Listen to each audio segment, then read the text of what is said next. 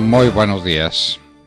Son las 6 de la mañana de este miércoles santo, 8 de abril de 2020. Esta es la hora de la verdad y estos temas y asuntos que trataremos en la grata compañía de ustedes durante las próximas horas. Siempre la ilusión es que se aplane la curva y hay indicios de que se puede aplanar, pero entonces después la curva se recupera, pero entonces hay menos contagiados, pero hay más muertos. Esto es una tragedia sin orillas, una tragedia sin orillas. Los Estados Unidos siguen siendo el gran centro de la epidemia, mantiene vuelos. Ya American Airlines habla de 100 azafatas contagiadas del COVID-19. ¿A cuántos pasajeros habrán contagiado o cuántos pasajeros las habrán contagiado a ellas? La situación en los Estados Unidos es dramática y en particular en Nueva York. Ya hablaremos sobre esos temas. En Colombia está creciendo la pandemia, no hay duda ninguna. Todavía muy distante, muy lejos de las grandes cifras, pero es que venimos más atrás. No se les olvide que nosotros importamos el virus desde España y España nos lleva una ventaja. Entonces, vamos a ver, pero la única solución es portarnos bien, quedarnos en casa y encomendarnos a Dios.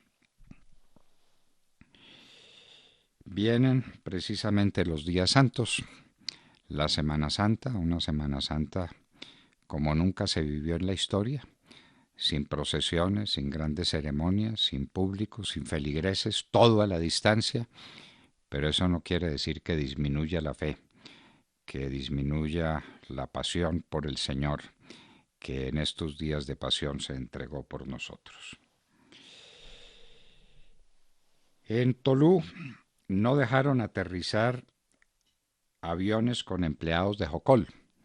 Jocol pretendía llevar unos empleados para trabajar en campos petroleros y salieron las personas, los habitantes de la zona y dijeron, pues cómo nos van a traer coronavirus acá. ¿Con qué lo vamos a enfrentar? Es que el drama de las poblaciones medianas y pequeñas de Colombia es que no tienen cómo enfrentar el coronavirus. No hay una cama con cuidados intensivos. No hay una. Lo hablábamos con el alcalde de Arapoima, lo hablábamos con el gobernador de Nariño, ahora en Tolú, en todas partes, en el país no hay capacidad para enfrentar el coronavirus, salvo en unas grandes ciudades que tienen unas pocas camas para lo que puede ser una demanda inmensa. En Montes de María amenazan más líderes sociales. Oigan esto que pasa en Venezuela.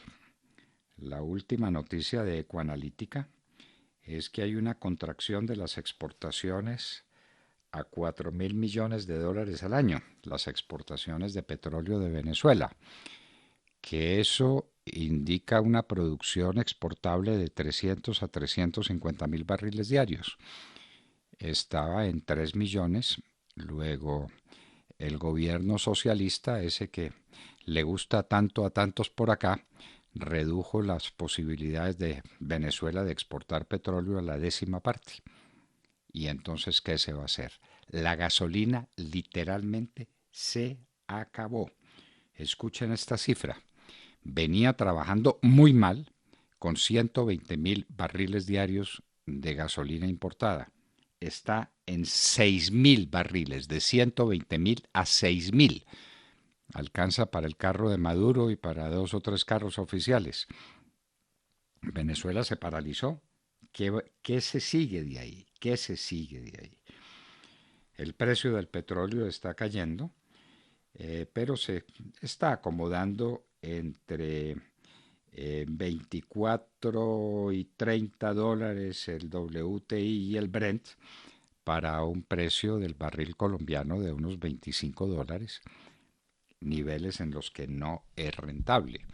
A propósito, la última noticia es que el país se va a endeudar no en 11.000 millones con el Fondo Monetario, sino en 3.000 más, para 14.000 millones de dólares de deuda. Y uno se pregunta si eso es absolutamente indispensable en una deuda que ya no somos capaces de manejar. Tenemos a unos niveles gigantescos. El servicio de la deuda es un esfuerzo colosal que el país tiene que hacer, resultado del endeudamiento al que nos llevó Juan Manuel Santos. En el Ecuador, sentencia de primera instancia de lo que es la Corte Suprema de Justicia ya contra el expresidente Correa por corrupción, por el delito de cohecho agravado, condenado a 8 años de prisión. Él con todo su entorno. Aquí, obviamente, no hemos empezado la investigación, pues ¿cómo la vamos a empezar? Hay que dar declaraciones. Hay que dar declaraciones y hay que estudiar y cuando ya se está terminando entonces hay que volver a empezar. Aquí no se empieza. En el Ecuador ya terminaron y terminaron con sentencia de primera instancia en la Corte. China empieza a normalizar su situación, levantado el bloqueo en Wuhan, la ciudad donde esto empezó, esta tragedia. El mundo le está exigiendo a China que por Dios que paren la muerte y la utilización de animales salvajes, utilización alimenticia. Esto es una salvajada. Bueno, lo de los animales salvajes, los salvajes son los hombres que de esa manera tratan la naturaleza. Andrea Bocelli cantará el domingo al mundo desde el Duomo de Milán. Todos pendientes a este concierto de uno de los más grandes tenores de la humanidad, tenor invidente. En Colombia, la cifra es de 1.780 casos y 50 muertos.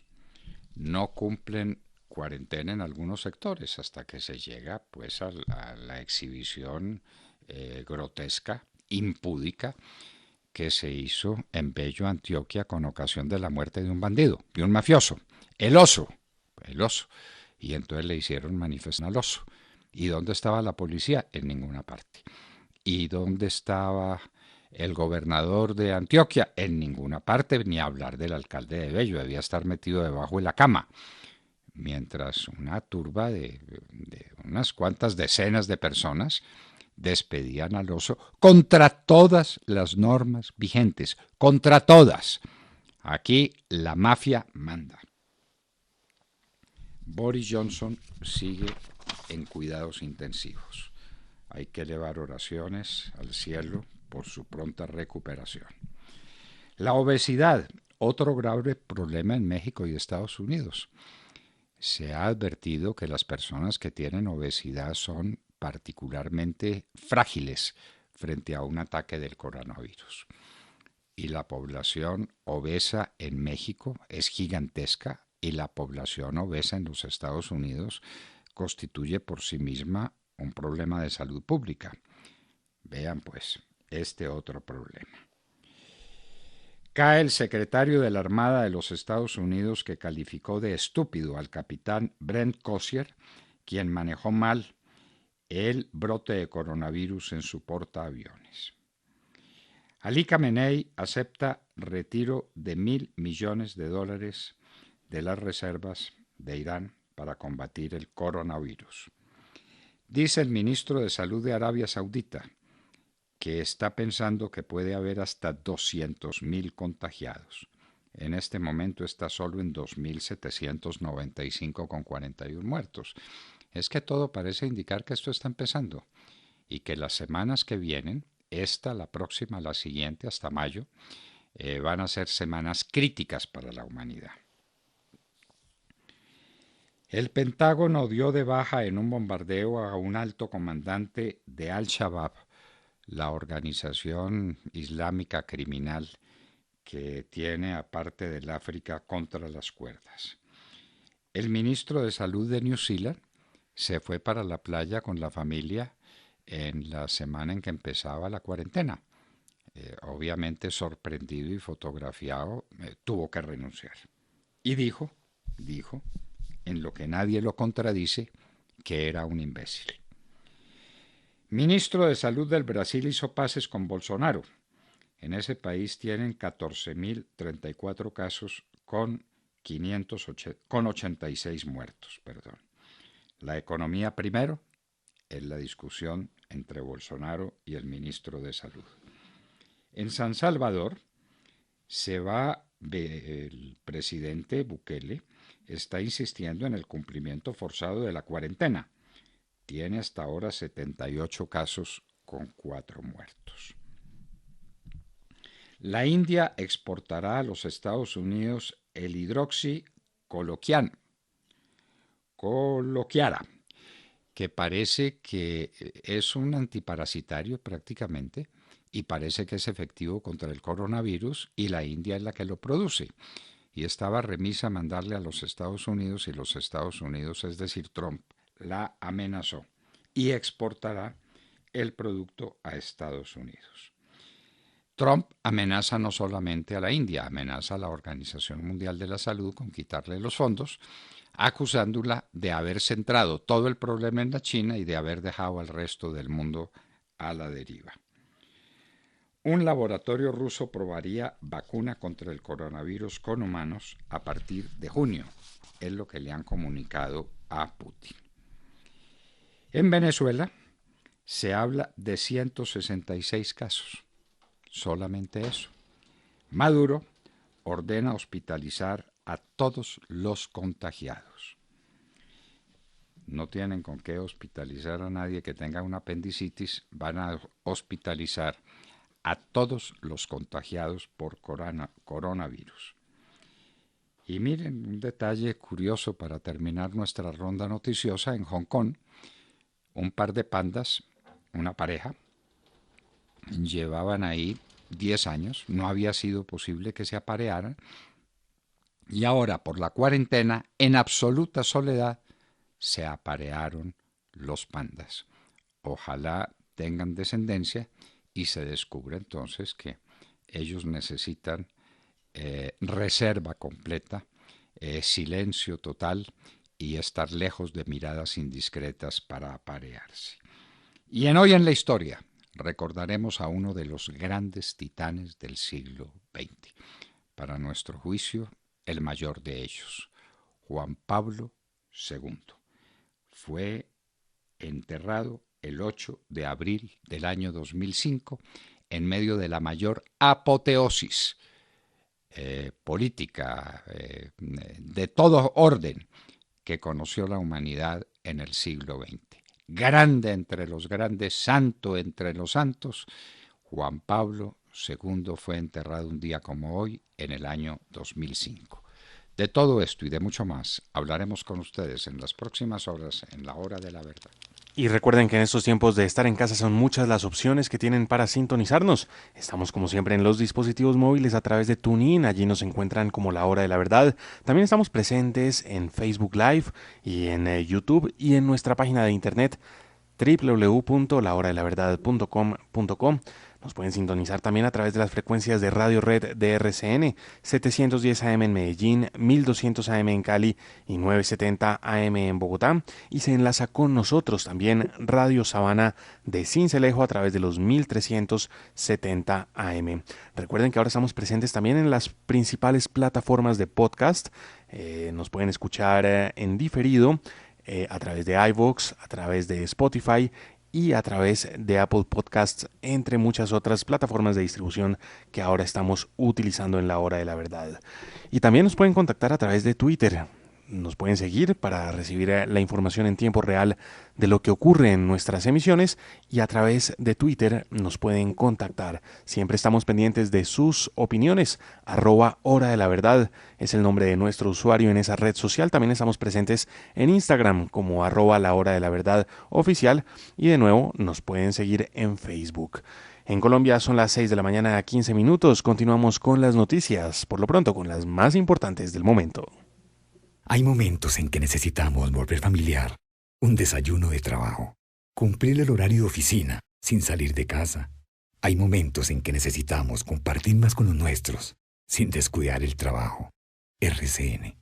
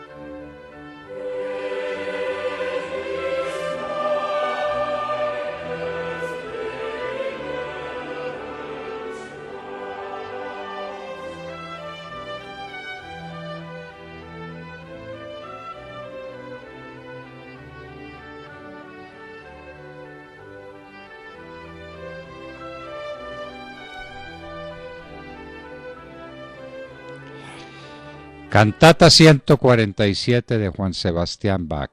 Jesús, mi alegría. Qué música para estos días, para este miércoles santo, que es el comienzo de la Semana Santa. Sergio Gel, saludemos la mañana. Doctor Londoño, muy buenos días para usted, para todos nuestros oyentes. Pues avanzamos en esta cuarentena nacional mientras siguen aumentando las cifras de contagios de COVID-19 en las que en este momento es necesario reparar. Según el Instituto Nacional de Salud, Colombia alcanzó las 1.780 personas contagiadas, con un incremento ayer de 201 personas infectadas con este virus.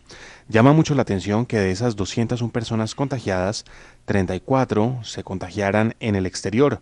Son casos importados por los aeropuertos del país, y esto nos pone en pista de cuán retrasada está la información que se está recibiendo o que se está generando, pues necesariamente esas personas se contagiaron, esas 34 personas se contagiaron antes del 23 de marzo, es decir, hace más de 15 días, y es hasta ahora que se está confirmando que están contagiadas. El día que dejemos de ver casos importados en las cifras, podremos medir realmente el impacto de haber mantenido abiertos los aeropuertos internacionales durante tanto tiempo. Con la información con corte hasta ayer, entre el 6 y el 23 de marzo, Colombia permitió el ingreso de 635 personas infectadas, quienes a su vez han contagiado, sin quererlo por supuesto, a otras 1.145 personas. Entre tanto, en el país en el que la gente se pasa las leyes por la faja, y me refiero a Colombia por si las dudas, ayer vimos escenas de no creer. Una gran manifestación que aglomeró a decenas de personas en Bello, en Antioquia, quienes salieron a marchar por las calles del municipio en una marcha fúnebre sin el muerto, un criminal de carrera, un tal alias El Oso, que murió el pasado lunes en el departamento de Tolima. Y esto ocurrió en Antioquia ante la impávida mirada de las autoridades de Bello, que no fueron capaces de contener la manifestación, en la que incluso se pudieron apreciar, se pudieron oír varias ráfagas de fusil. Todo esto en medio de la cuarentena que muchos, como los amigos del criminal, parecen no entender y evidentemente no quisieron respetar en días como ayer. Para rematar esta nota, habrá control de precios, de ello hablaremos más adelante, huevos, leche, cebolla, acetaminofén, estos entre muchos otros productos, 26 productos, a los que el DANE y la Superintendencia de Industria y Comercio les va a empezar a hacer un especial seguimiento para evitar precisamente la especulación con los precios y proteger a los consumidores en estos tiempos de cuarentena. Así pues, que un paso que dan adelante las autoridades para proteger en algo el bolsillo también de los colombianos.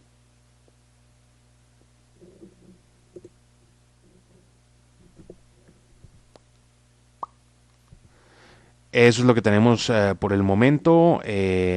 Vamos pues a ver qué va a pasar con lo que se haga desde el DANE, con lo que se haga desde la Superintendencia de Industria y Comercio. Y de nuevo, manifestaciones. No solamente veíamos la manifestación en Bello, en Antioquia, veíamos manifestaciones en Bogotá, en la capital de Colombia, en donde se presentaron algunos bloqueos, principalmente en la avenida Suba con avenida Ciudad de Cali. También gente en la capital del país y respetando lo que fue lo que es la cuarentena en la que nos encontramos en este momento. Así que, bueno, de estas noticias estamos muy pendientes, pero también debemos darle paso a las noticias internacionales con Tatiana Guerrero. Buenos días, doctor Fernando, compañeros, y a toda nuestra querida audiencia. El Tribunal de la Corte Nacional de Justicia de Ecuador declaró culpable del delito de cohecho agravado al expresidente de ese país, Rafael Correa. Asimismo lo hizo con el exvicepresidente Jorge Glass. Esta justicia lo sentenció a 8 años de prisión. Otros 18 señalados, entre ellos el exsecretario jurídico Alexis Mera, 3 exministros, empresarios y exasambleístas también fueron condenados. El tribunal, que consideró que la víctima en este caso es el Estado, sentenció que los implicados tuvieron diversos grados de responsabilidad en la recepción de 7,55 millones de dólares provenientes de sobornos para contratar con el Estado. La justicia afirmó que se ha comprobado que los pagos realizados a la estructura eran reportados al nivel jerárquico superior, es decir, al expresidente y al exvicepresidente. Esta es una condena de primera instancia que puede ser apelada por el líder ecuatoriano. La sentencia también determina suspendidos los derechos políticos de todos los sentenciados por 25 años, para lo cual se debe notificar al Consejo Nacional Electoral. Y si el expresidente Correa se acoge a la colaboración efectiva, podría recibir menos tiempo en prisión. El expresidente, que vive en Bélgica desde 2017, respondió ante este hecho y mediante su cuenta de Twitter dijo: no aprenden de la historia, no entendieron nada de Lula, Cristina y Evo. Claro que con esta persecución hacen daño en el corto plazo, pero en el largo plazo solo nos vuelven invencibles. No podrán cambiar el curso de la historia. Resistiremos y venceremos. Bueno, resistiremos y venceremos es lo que dice. Ave María, por Dios, se robaron esa platica, se robaron al Ecuador también. De Mar Córdoba. Doctor Fernando, compañeros de la mesa, oyentes de la Hora de la Verdad, muy buenos días. Es increíble estar viendo que cuando el país necesita unión, trabajo para superar la crisis por el coronavirus e ideas efectivas para ayudar a la ciudadanía, el Congreso de la República esté dedicado a hacer debates sobre si deben o pueden asistir de manera presencial o hacer reuniones virtuales desde el 13 de abril. Y peor ahora, ver cómo compiten entre representantes a la Cámara y senadores de distintos partidos por estar en las redes sociales mostrando quién tiene más o menos espíritu caritativo y dona parcial o totalmente su salario. Es realmente inconcebible. Esta mañana pudimos leer una entrevista que en un diario de amplia circulación nacional hizo el presidente del Congreso, Lidio García, ese mismo que según el artículo 140 de la Constitución puede citar a sesiones en el lugar que determine ante una crisis de orden público, donde expresa que efectivamente en contra de todas las advertencias y de los decretos expedidos por el presidente Iván Duque, sesionarán el 13 de abril, así sea con un quórum deliberatorio. No sabemos si para mandar el mensaje de que el Congreso sí trabaja. A buena hora les dio por demostrar eso. Aunque no se habían puesto de acuerdo, ahora el presidente del Senado, Lidio García, y el de la Cámara, Carlos Cuenca, sí lograron coincidir cada uno ante su plenaria para que el 13 de abril se realice la sesión presencial y luego de esa sesión presencial se puedan llevar a cabo reuniones virtuales y será la manera como funciona el Senado y la Cámara de Representantes hasta el próximo 26 de abril, cuando se espera termine la cuarentena por coronavirus si nada extraordinario ocurre o mejor, si las cosas mejoran. El presidente del Congreso, ante las críticas de algunos líderes de opinión, expresó que el legislativo sí viene trabajando y eso nos consta de primera mano porque hemos seguido la pista de los debates y reuniones virtuales de las comisiones constitucionales y legales que han adelantado reuniones con los ministros de gobierno y demás secretarios de despacho para hablar de las medidas establecidas en los decretos presidenciales.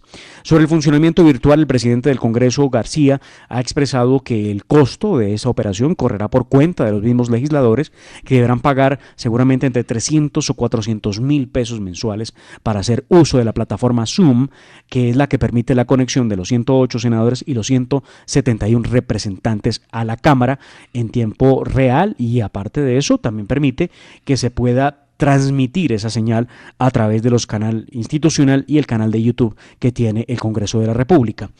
Por ahora vemos un Congreso intentando reunirse y esperando que el presidente Iván Duque derogue o modifique los decretos que prohíben el desplazamiento y las reuniones. Un Congreso hablando de muchos temas, menos de los que realmente serían importantes para superar esta crisis. ¿Cómo le parece?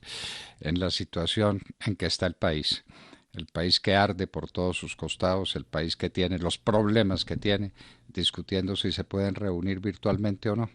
¡Qué discusiones tan interesantes, por Dios! ¡Qué pozos de ciencia jurídica los que están haciendo este oso monumental! Aquí el único oso no fue el que enterraron ayer en Bello, Antioquia. Este sí que es un oso.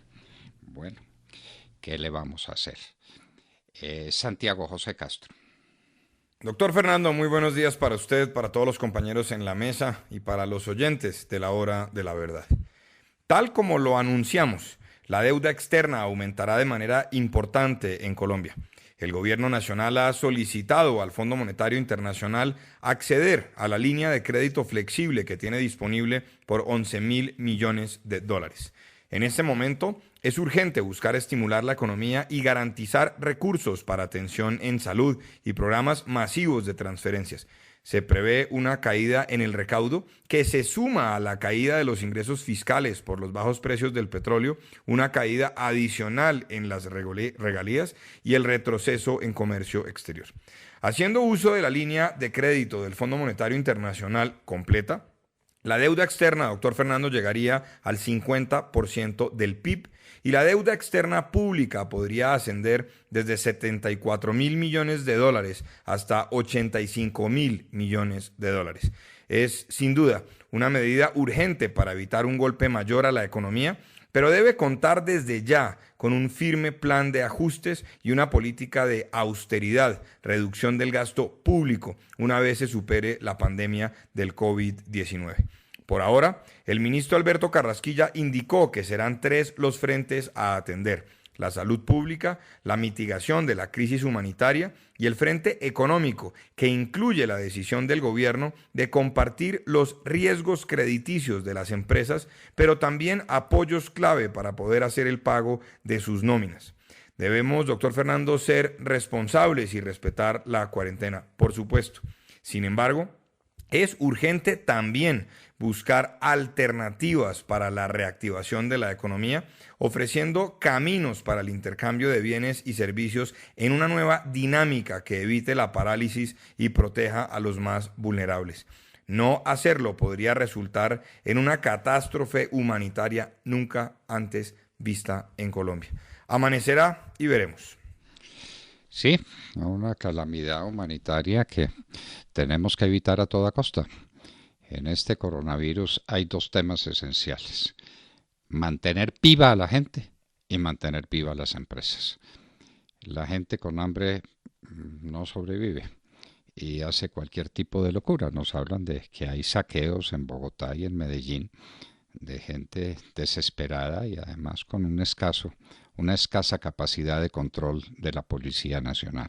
Hay que mantener a la gente viva y a las empresas igualmente activas. Tata Castro. Muy buenos días a todos. La noticia deportiva de hoy tiene que ver con el atletismo mundial. La Federación Internacional de ese deporte anunció ayer que las marcas que obtengan los atletas entre el 6 de abril de 2020 y el 30 de noviembre no serán válidas para lograr la clasificación para los Juegos Olímpicos de Tokio de 2021. No obstante, los resultados logrados durante ese periodo se seguirán registrando con fines estadísticos, incluidos los récords mundiales. El periodo de clasificación, siempre que la situación mundial vuelva a la normalidad, se reanudará el 1 de diciembre de este año y se prolongará hasta el 31 de mayo de 2021 para los 50 kilómetros marcha y maratón y el 29 de junio para el resto de pruebas. Es importante aclarar que esta medida no afectará a los atletas que ya habían logrado la marca para los Juegos de Tokio. Estos deportistas permanecerán clasificados. Siendo así, doctor Londoño y amigos oyentes, los ya clasificados a Tokio permanecen y los que no lo han logrado, solo a partir de diciembre de este año comienza el periodo de clasificación. Más adelante en nuestra sección deportiva ampliaremos esta y otras noticias. Gracias, Tata, y en un minuto estará con nosotros el señor presidente de la Asociación Bancaria de Colombia, Santiago Castro Gómez. En un minuto. Son las 6 de la mañana, 31 minutos. Sigan con nosotros. Esta es la hora de la verdad.